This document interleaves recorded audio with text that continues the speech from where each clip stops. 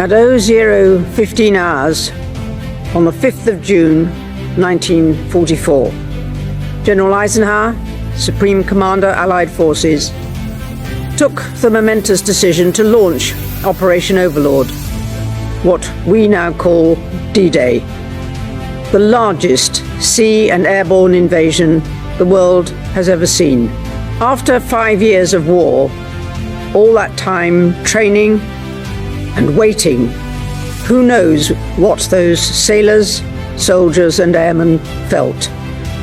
80 years ago today, charged with storming the Normandy coastline and beginning the campaign to free Western Europe from Nazi tyranny.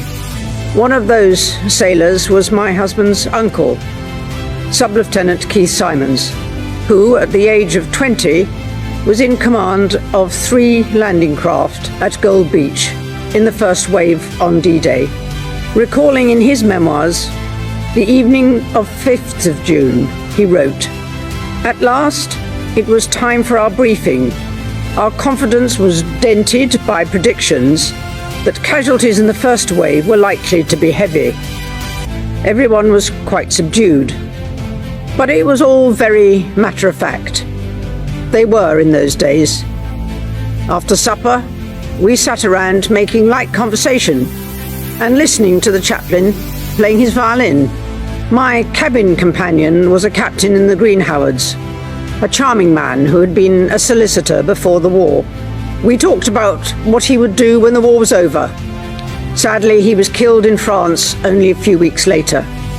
Bayeux was close to the landing beaches, and it was the first city to be liberated by the British on the 7th of June.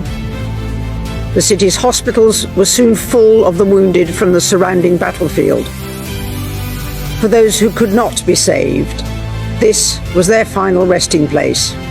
It is the largest Commonwealth cemetery of the Second World War in France and contains 4,140 Allied graves. It is my honour as President of the Commonwealth War Graves Commission to continue to protect their legacy. The epitaphs on the headstones here capture the grief of those who loved these men. One mother's words are, "He is not dead, whose memory lives in hearts that know and loved him." 80 years on, let their memory still live on in our hearts.